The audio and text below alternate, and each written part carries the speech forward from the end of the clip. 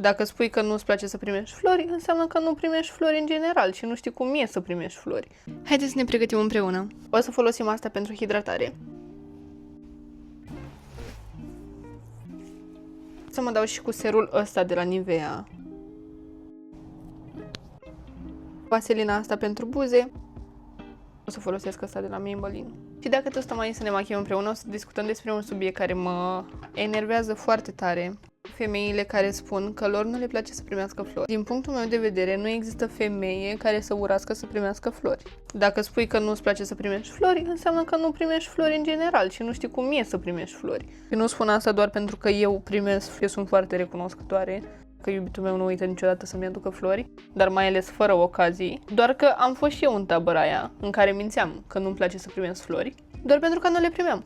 Acum câțiva ani am avut un iubit care spunea că nu-i place să cumpere flori. Țin minte că l-am întrebat de ce, nu mi-aduc aminte să fie primit un răspuns. Și după cumva m-a făcut să cred că e ok să primești doar cu o ocazie, gen 1 martie, 8 martie, ziua ta.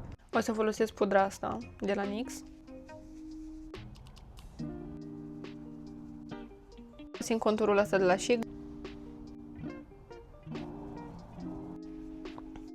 O să folosim și ăsta. Blush-ul ăsta, dar mi-e foarte frică cu el pentru că trebuie să pui extrem de puțin, gen un punct.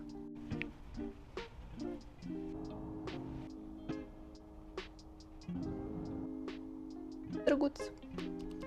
Place.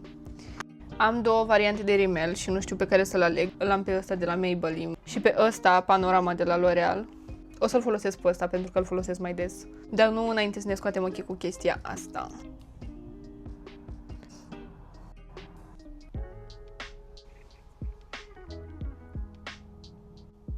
Haideți să ne conturăm buzele cu ăsta de la Essence.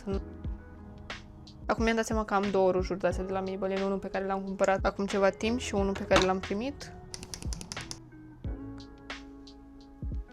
O să-mi dau și cu puțin iluminator de ăsta de la Catrice.